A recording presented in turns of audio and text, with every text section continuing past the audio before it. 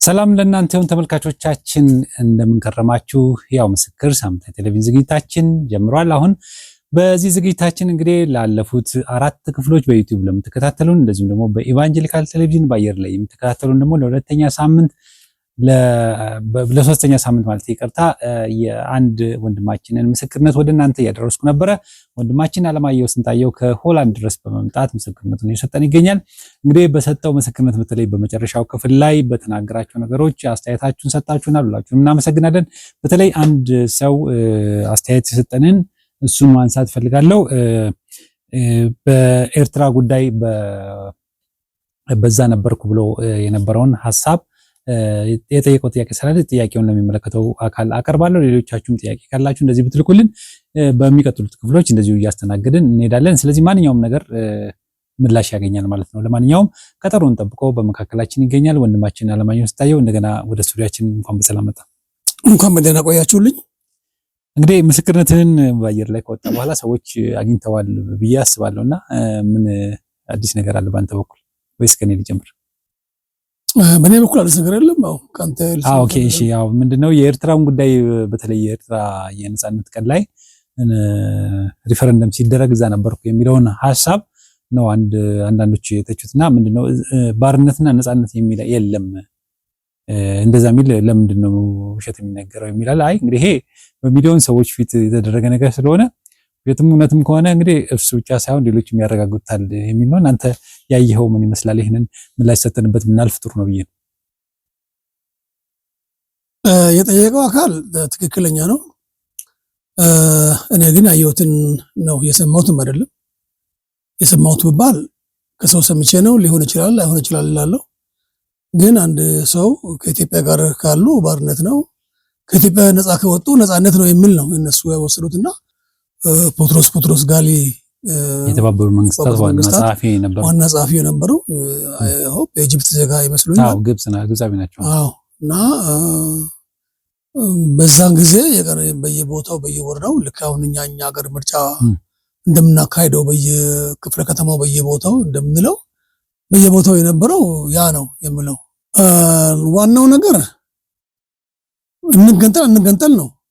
ስለዚህ ከኢትዮጵያ ጋር አይ ማለት እዛ ጋር ባርነት የሚል አማራጭ አልቀረበም ነው ያለው ተመልካቻችንና እሱ እንግዲህ በራሱ አንግል ያየው ነገር ሊሆን ይችላል።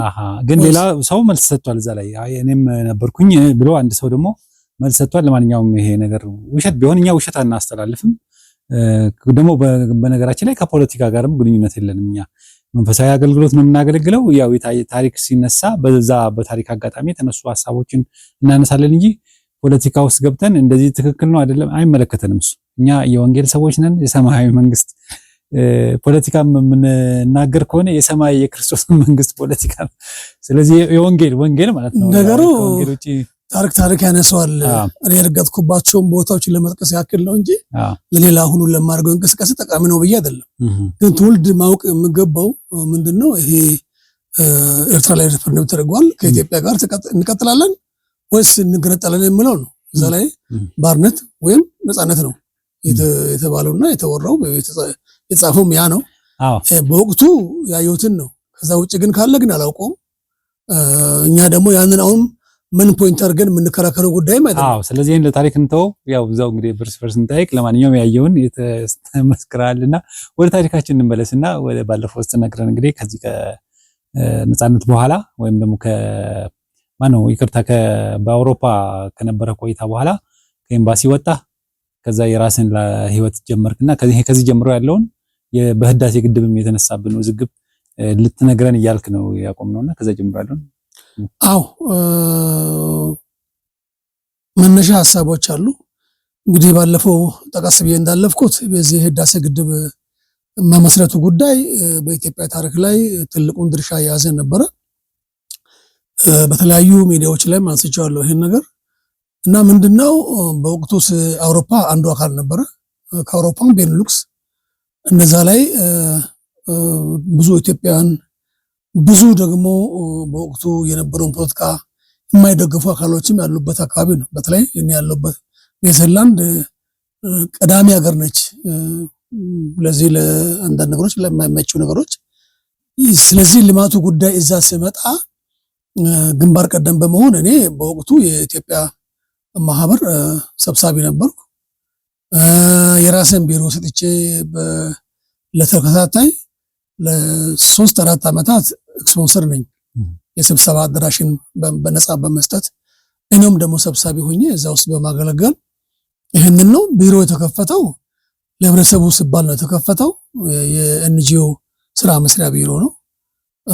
እሱ ቢሮ ላይ በቋንቋ ያልችሎትን ቋንቋ በማስተርጎም ከሀገር ቤት የተላኩ ሌላ ለምሳሌ አሁን ከተለያዩ ልማት ማህበር የተላኩትን ፕሮጀክቶችን እነሱም ወደዛው ሀገር በማዞር ፈንድ እያፈላለግን የትምህርት ቤት ፕሮጀክት፣ የጤና ፕሮጀክቶቹን፣ የተለያዩ ነገሮችን ማህበራዊ ጉዳይ ፕሮጀክቶቹን እናካሄድ እናሳልጥ ነበረ። በዛ የተነሳ በስሩ ደግሞ እኔ በግሌ ልማቱን እደግፋለሁ፣ አሁንም እደግፋለሁ። ስለዚህ በዚህ በልማቱ ድጋፍ ሳቢያ የተከፈተው ቢሮ እንግዲህ ሊዘጋ ችሏል። በህዳሴ ግድብ ላይ ክስ ያቀረቡ አካሎች ነበሩ። እነዚህ ክስ ያቀረቡ አካሎች ህዳሴው ግድብ ወቅታዊ አይደለም፣ ሁማኒቲ ይቀርባል፣ የሰው ሞት ይቁም፣ የስርዓት ይቁም የሚሉ ናቸው። የዛን ጊዜ የእነሱም ነገር ያው በራሳቸው አመለካከት ትክክለኛ ቢሆን ደግሞ ልማት ደግሞ የማይቆም ነውና ልማቱን ሲቀጥል ቆየው። እነሱ ደግሞ ጠንክሮ እስከ ሆላንድ መንግስት ለክስ ሄደዋል በእኔ ላይ እና ለክስ ሄዱ። ያንን ቢሮ አዘጉት። እኔም ከስራ ያንን ቢሮ በመንግስት ፈንድ ላይ የምተዳደር ቢሮ ነበረ። ለህብረተሰቡ የተጠቀመውን ኤምባሲ እያመጣ ያሰባስባል፣ እንደዚህ ያደርጋል በሚል እንደው አሁኑ ስናስበው የሚያሳፍር ነገር ነው ማለት አሁን ምንድነው የልማቱን ስራ ከፖለቲካው ጋር አገናኙት እና ፖለቲካውን በመጥላት ልማቱን ነው እና አሁን ደግሞ ተጠቃሚዎች ሆነናል ሁላችንም። የዛን ጊዜ ተቃዋሚዎች የዛሬ ደግሞ ተጠቃሚዎች ናቸው። እንግዲህ ያው ግድቡ ሳያልቅ መንግስታት ተቀያይረዋልና ግን ግድቡ አልቆ ሀሳቡ ተቀይሯል። አሁን ሊመረቅ ነው ግድቡና ዋናው ኢትዮጵያ ላይ የሚቀረው ነገር ሁሉ ጊዜ ስንሰራ መቼም መንግስታት ጥሩም ነገር መጥፎም ነገር ይሰራሉ። መቃወምና መደገፍ እንዳለ ሆኖ ያ መብት የግለሰብ መብት ሆኖ ግን ለሀገር በሚሰራ ልማት ላይ ሁሉ ጊዜ ደጋፊ መሆን አለብን። አዎ በልማት ላይ ደጋፊ መሆን አለብን። አንዳንድ ጊዜ ልማትን ከመንግስት ጋር የሚያያዙ አካሎች አሉ። መንግስት ይቀይራል፣ መንግስት ይመጣል። የተሰራው ነገር ግን ለሁላችን ለልጆቻችን የሚጠቅም ነገር ነው የሚለው የኔ አመለካከት ነው። የኔ መሰሎችም አሉ። ሌሎቹ ደግሞ አይ ወቅታዊ አይደለም ብለው በተለያየ መንገድ የሚንቀሳቀሱ ኃይሎች ነበሩ። እነዛ በወቅቱ በቁጥር በልጠዋል። ስለዚህ በዛ ጊዜ ነበረ። ተራው ደግሞ ስቀር ፖለቲካው ስቀር ደግሞ ተጠቃሚዎች ሆነዋል። ደግሞ እነዛም መጥተው ያንን በዛን ጊዜ እግዚአብሔርን አመለከትኩ፣ አመሰገንኩኝ። ለምን እኔ መጎዳትን አይደለም ያየሁት የሁሉ መሆኑ በቃ መታየቱ ትልቅ ነገር ነው። በዛ የተነሳ ያ ቢሮ ሊዘጋ ቻለ። እኔንም እኔ በቃ ትንሽ አገር ቤት አረፍ ብዬ ልመለስ ብዬ ስመጣ ከሀገር ታስሮ ተባሯል ብሎ በዜና በእሳት ቴሌቪዥን በተለያዩ በነሱ ጋዜጣ ተሰራጨ። እኔ ደግሞ ተባረሬ አልወጣሁም። በዚህ የተነሳ ከውጭ ጉዳይ ሚኒስትርም ክልሎች ጋርም ብዙ ጊዜ ወስጄ በዚህ ጉዳይ ላይ አውርቻለሁ እና መጨረሻ ወደ ኋላም ልመለስ ተገድጃለሁ። የተመለስኩበት ያው እኔ አልተባረርኩም። እኔ ደግሞ እዚሁ ምቀር ከሆነ ያው ለፕሮፓጋንዳው ቦታ ተጨብቀር ከሆነ እዛ ደግሞ ያለው የልማቱ ደጋፊ ሰዎችን አያሰሩም በሚል ተመልሼ ወደ ሆላንድ ሄጃለሁ። ምንም ነገር የሚል ሰው ጠፋ። እንደው በወቅቱ በዓለም አቀፍ ሚዲያም ድረስ አምባሳደር ተሾመ ቶጋና እኔ ቀርበን ተባሮ ወጥቷል፣ አሁን ተመልሷል፣ እንዴት ነው ብለው ጥያቄ ያቀርቡበት ጊዜ ነበረ። ጌታ ግን ጊዜውን ገልብጦ አሁን ደግሞ ህዳሴው ግድብም ተመርቋል እና ደስ አለኝ። ለክርስቲያን ደስ ይለኛል። ለምን እነሱ እኛ አቋቁመን ለምን እነሱ አልልም። ምክንያቱም ይሁን መንግስትና ህዝብ ወደ ባሻ ነው። ስለዚህ ያንን አንቆጥርምና በጣም ደስ የሚል አሁን የህዳሴ ግድቡ በስራ ላይ ተገኝቶ ዛሬ እውን ሆኖ አይተነዋል። ይሄ በኔ ህይወት ምዕራፍ ላይ ትልቅ ግን ያው ከዛ ጋር በተያያዘ በግል ያጫወትከኝ ነገር አለ። በህዳሴ ግድብ ምክንያት ቤተሰብ ሁሉ ተበትኗል። በትዳርህ ሁሉ አታልና ይሄንን እንደው ምናልባት አዎ አንዳንድ ነገሮችን እንደውም ለመንገርም እንደው ግል ጉዳይ አድርጌ ቢወስደውም ህዳሴ ግድብ ላይ እንግዲህ ብዙ ጽሁፍ ጽፏል። በተለያየ በሚዲያ ላይ ህዳሴ ግድብ ብቻ ሳይሆን የወያኔ ሰላይ ነው፣ ወያኔ የሚገነባውን ግንብ የሚገነባ ነው ምናምን በሚል ጭማሪ ተጽፏል። እኔ ማላውቀው ታሪክ እዛ ተጽፏል። ያንን ያዩ ልጆቼ ደነገጡ። ምክንያቱም ባለቤቴና እኔ የተገናኘነው እዛው ሀገር ነው። ምክንያቱም አቅጣጫችንም ሰሜንና ደቡብ ነው። እሷ የሰሜን ሰው ነች፣ እኔ ደቡብ ሰው ነኝ። የደቡብ ውበቱ ይሄ ነው። እኛ ደግሞ ልጅ አፍርተናል። መካከል ላይ እየኖርን እያለ ይሄ ጉዳይ መጣና እንዴት ባልሽ እኮ እንደዚህ ያደረገ እንደዚህ የሆነ ነው እንዲህ የሆነ ነው በሚል ውሽንብር ፈጠሩ። የዛን ጊዜ እነሱ ግሩፕ ደግሞ ኃይለኛ ግሩፕና ማህበርም አላቸው። አሁን ይሄ አካባቢ ሰሜን ሲባል ሰፊ ነው እና ሰው ይመራመርበት እንጂ የዚህ አካባቢ ነው አይደለም። ማህበር አላቸውና እንዴት አድርገሽ ከአባትሽ ገዳይ ከወንድሞች ገዳይ ጋር ትበያለሽ በሚል እኔን ወደ ኢትዮጵያ ከመጣሁ በኋላ አስፈራሩ። እኔ ኢትዮጵያዊ ዜግነት አለኝ፣ እነሱ የኔዘርላንድ ፓስፖርት አላቸው። ክስ አቅርበን እናንተን ፓስፖርታችሁ እንድትነጠቁ እናደርጋለን በሚል አስፈራሩ። ከዛ በኋላ እሷም ልጆቹም እኔን ለማየት አልፈለጉም። ፓስፖርታቸው ሊነጠቁ ወዥንብር ነው። ጠንክረው ከነገሩ ቢቆሙ ምንም አይሆኑም ነበረ። በቃ ተሸነፉና እነሱ አንተን ማየት አንፈልግም፣ እንደውም መግቢያ ካለና እንጂ እኛ ጋር አትምጣ በሚል እኔ ውጪ ላይ ቀረው ማለት ነው። እና ምን ያህል ጊዜ ሆነ ከቤተሰብ ከተለያየ? ኦፊሻሊ ከቤተሰብ ከተለያየው ያው 19 ዓመቴ ነው። 19 ዓመት ሙሉ እነሱን ማየት ካልቻልኩኝ አሁን እንግዲህ 6ኛ ዓመቴ ነው። በአይን ካላየኋቸው 6 ዓመት ሁሉ ልጆችን 3 ልጆች ነው ያሉ። 3 ልጆች አሉ። የ28 የ25 የ21 ዓመት እነዚህ ልጆች አሉ። እነሱ ልጆች ለማየት እና ባለቤትንም በቃ አይታጠቅም አይቻላቅም። እስካሁን ባለቤቴም አይደለችም። ምክንያቱም ኦልሬዲ ከጌታ ቤት ባካርጋ የራሷን መስመር ለውጣ ከሌላ ሰው ጋር እየወጣች እየገባች ያለችው ያው አይደለችም። ምክንያቱም እዛ ሀገር ላይ ደግሞ አንድ ለዚህ ለመጥፎ ነገር አመቺ ሲስተም አለ። አንድ ሰው አልፈልግም ነው፣ ይቅርታ አድርግ፣ እንደዚህ ነው ጉዳዩ ምንድነው ነገር አይታይም። ስለዚህ ይሄን ነው እዚህ ቤተዘመድ ወዳጅ አዝማድ ቤተክርስቲያን ያስታርቃል፣ ጥረት ያደርጋል።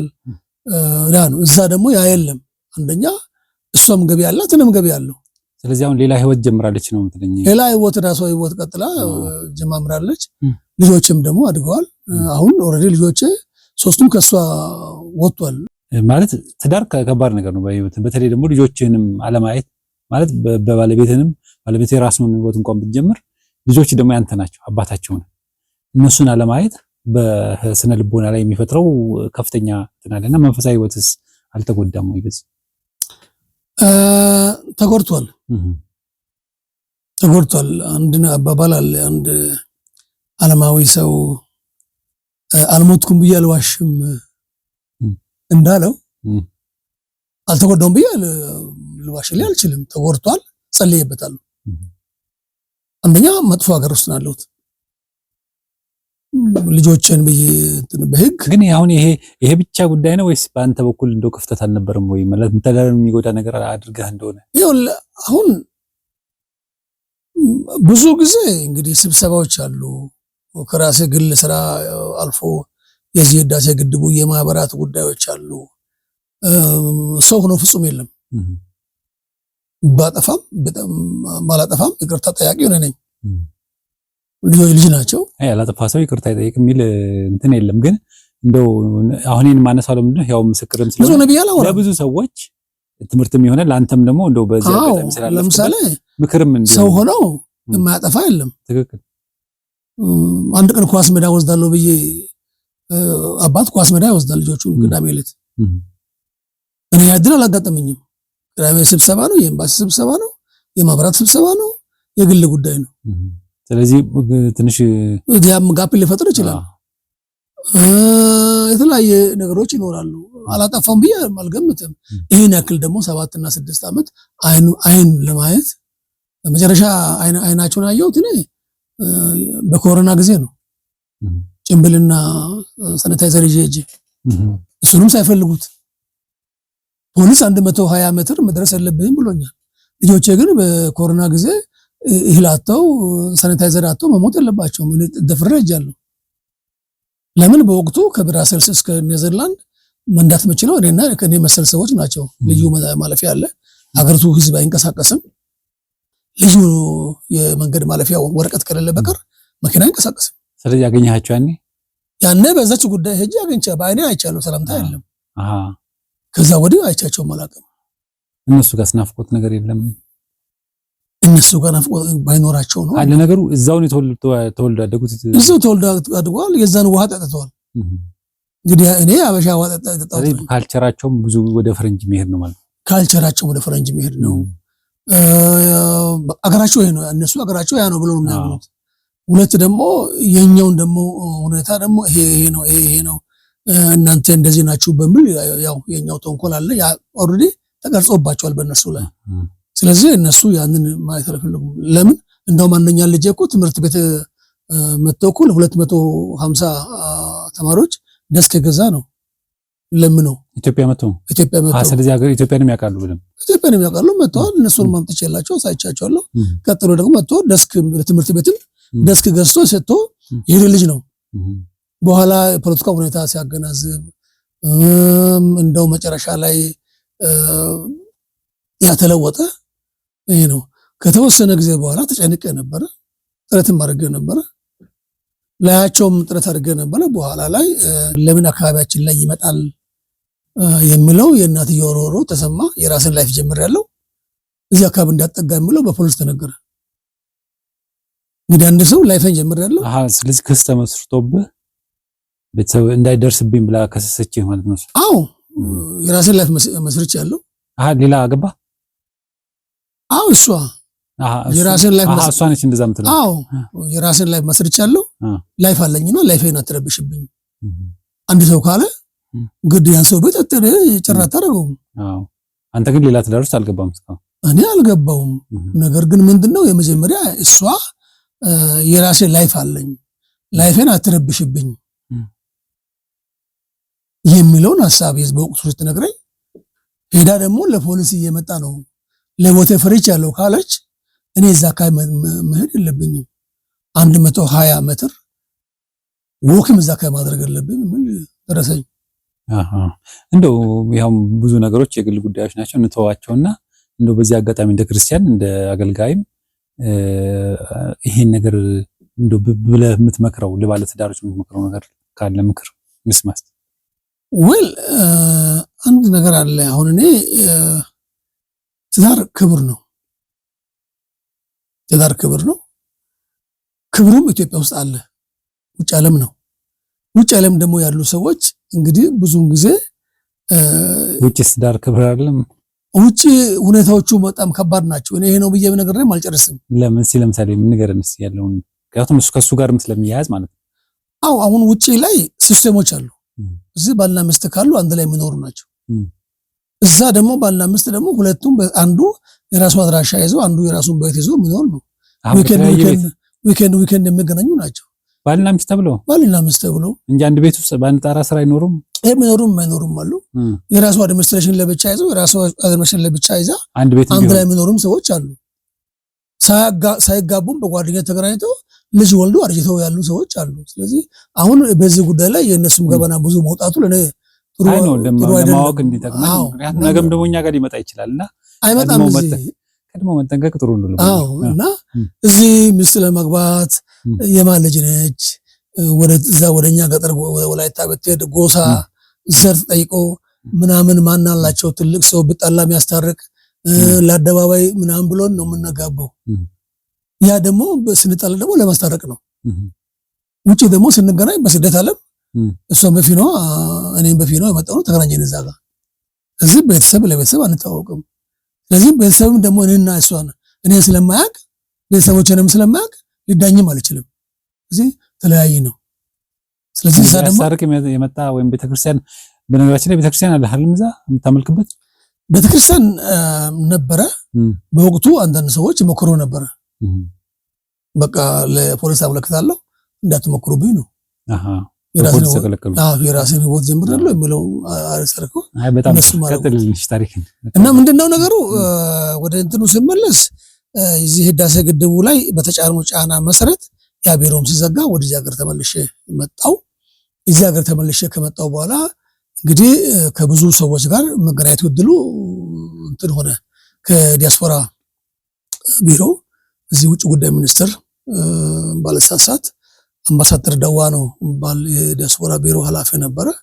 ቀጥሎ ደግሞ ሚኒስትሩ ነበሩ። አሁን ኤችኦ ማን WHO ነው የጤና ድርጅት ዶክተር ቴድሮስ ውጭ ጉዳይ ነበረ። እነሱ ነበሩ። ከነሱ ጋር ተገናኘን፣ ተወያየን። እንግዲህ ህዳሴ ግድብ የሁሉም ነገር ነው። በእኔ ላይ የሆነ ነገር ደግሞ ለሁሉም ግልጽ ነው። አንደኛ ያውቁኛል። እዛም ስብሰባዎችን በማዘጋጀት የልማት ስራዎችን በመስራት በተለያዩ ነገሮች ላይ ስብሰባዎችን እዚህ መጥቼ እሳተፋለሁ። የልማት ማህበር ጉባኤዎችን እሳተፋለሁ። በዚህ ላይ እንታወቅ ነበረ በግል። ከዛ እነሱም የሚያደርጉትን አጡ። እኔም ደግሞ ደቡብ ሄዳለሁ ብዬ ደቡብ ሄድኩኝ። በወቅቱ አቶ ደሴ ዳልኬ የደቡብ ክልል ፕሬዝዳንት ነበሩ ሐዋሳ ላይ። እሳቸውም ተጨነቁ፣ ምንም ማድረግ አልቻሉ። ከዛ በኋላ እንደ ልማት ውስጥም ግባ እንደዚህ ለኔ አልተዋጠልኝም እና በኔ ላይ የነበረው ነገር ላይ ለምን እዚህ መጥቼ እነሱ ስራ አስገብተው እነሱ ባንዱ ልማት ስር ባንዱ NGO ስር ግባ NGOን ራና አድርግ እዚህ ቦታ ላይ ሄድ ወይም የደቡብን ቴክኖሎጂ ሴንተር አለ እዛ አብሬ እዛ ገብተ ሙሉ ነገር ብዙ አይዲያ መጥቶ ነበር ለኔ ንግዱ ዓለምም እንድገባ እኔ ደግሞ ይላሰ ያጠናው አንተ እንትን ነው የነገርከኝ እኔ ኮምፒውተር ነው አዎ ስለዚህ በዛ ደግሞ እዛ ደቡብ ኮምፒውተር እንትን ላይ አለ ገና እዛ ቴክኖሎጂ ወቅቱ ብዙም አልተሰራጨምና ግባ ምለው ነገር መጣ ያልመጣልኝም ለምን ታጠቀ ያልመጣውት ነገር ስለሆነ ራእዩ ከሌለ ምንም ጥቅም የለውም እና በዚህ ተመልሼታለሁ ብዬ እርኩን ከነሱ ተሰናበቼ ማለት ነው ስለዚህ ሆላንድ ተመለስኩኝ አሁን የዛን ጊዜ ነው እንግዲህ ደውዬ የልጆቼ እናት ነው ብንለያይም በዚህ በክፉ ጊዜ አተወኝም በሚል ደውዬ እንደዚህ ልመጣ ነው ስለው መግቢያ ካለና እኛ ጋር መግቢያ የለም በሚል ተረገረ አንድ የሆነ ሰው ጋር ደወልኩና ያቺ ሴት አንድ ፋሚሊ አለን እንደው ዝም ብሎ ምን ታውቀው ደወልኩና እንደዚህ ልመጣ ነኝ እና ታረም እዚህ ትመጣለህ አዎ መግባት ትችላለህ አዎ እዚህ ከአውሮፓ እንዳትገባ ተከልክላል ተባለ እኔ የሰማሁት ነገር የለም ኦርቶዶክሳችን በስመ አብ ወወልድ ወመንፈስ ቅዱስ እንግዲያውስ መግቢያ እና ዝም ብለህ አለች እንደተባለው ከትሬን ከባቡር ጣቢያ ወርጄ ከአውሮፕላን ወደ ባቡር ወርጄ በታክሲ ቃይሽ እሷ ቤት ገባው 5 ሳንቲም በኔ ላይ የለኝም ያ ሁሉ ሰው ይመራ ነበርኩ 17000 የኔዘርላንድ ህዝብን በኮሚኒቲ ይመራ የነበርኩት ሰው አንድ ሰው አጣ ዳቦ አጣ ያቺቲዋ ትንሽ ክፍል ሰጣ እዛ አረፍኩ ከዛ በኋላ ወዲያ በጓዝ ምንም ነገር የለም ስለዚህ ብዙ አገንንታዊ ስራዎች የኔን ለምስጋት እንዲህ ለምን ሆናል ለሚለው እኔ በጎ ሳስብ ለምን እንድክፉ ይመጣል ለሚለው ነገር ሁሉ በእኔ ላይ መጣ ግን ኢየሱስም ይሄ ሁሉ ለምን ይመጣል ብዬ አሁን ምን ሆንኩኝ በእጄ ላይ ያለው በሙሉ ቴሌፎን ላይ ያለው የሰው አድራሻ ኮንታክትን በሙሉ አጠፋው ተበሳይታ አይደለም ጌታ አጥፋለኝ ድሮ መሄድባቸው መንገዶች ድሮ ጓደኛ አድርጋ ያስኳቸው መንገዶች ሰዎቹ በሙሉ ዜሮ መጽሐፍ ቅዱስ ጓደኛ ሆኖ ቀረ ጠዋት ማታ መጽሐፍ ቅዱስን ያነበብኩት ቆየው ከዛ በኋላ እንግዲህ ለሁለት ወር ብዙ ተቸግሬ በቃ ቆየው አሁን ሰው ሊያምን አይችልም አንድ ሰው ነው የሰጠኝ ስሊፐር ጫማና አልጋ ልብስ ለብሼ የምተኛው ና በቃ ያ ትልቅ ቦታ ደርሰውዬ አንቱ ተብዬ ዳይሬክተር ተብዬ ሲመራ የነበርኩት ሰውዬ መጨረሻ ላይ ሴትዮዋ ሆቴሉን ስትከፍት ከሰዓት ነው የምከፍተው ሆቴሉ ማታ ነው የምከፍተው ሆላንድ ውስጥ ቀን አይከፈትም 11 ሰዓት ላይ ስትከፍት መጣ ምግብ ወስዳለሁ ጠዋቱም ዜሮ ዝም ብዬ ውላለሁ እና ቆየው ከዛ በኋላ በቃ መጨረሻ ላይ ይሄ ታሪክ ዝም ተሰምቷል እዛም ደግሞ አምባሳደሮች ነበሩና ከነሱ ጋር መወያየት ጀመርኩኝ። ለበቃ እንትን ሆነ። መጨረሻ ላይ ጥያቄ እንድቀርብ ተደረገ። እኔ ወደ ስራ እንድመለስ ሕክምናም ቸግሮ የነበረ ሕክምና ድረስ የኢትዮጵያ ኤምባሲ አሳከመኝ፣ ቀረዱኝ። ወደ ሕክምናም ሁሉ እንዲሄድ ወደ አይምሮዬ እንድመለስ ያ ሁሉ የነበረ እንትኑ። ከዛ በኋላ መጽሐፉን ሳነበው ጌታ ሰጠኝ። ምን ይላል? በነገር ሁሉ አንዳች አትጨነቁ፣ ይልቁንስ ጽድቁና መንግስቱን ፈልጉ የሚል ቃል አለ። ያኔ ተረካው። አንዳች አልጨነቅም፣ ለቀኑ ክፋቱ ይበቃል የሚለው ነው። ከዛ ላይ ደግሞ በስከሰው ላይ አይንን አንሳ። አሁን ወደ ክርስቶስ መንገድ መጣው። ከዛ በኋላ ባላሰብኩት መስመር ላይ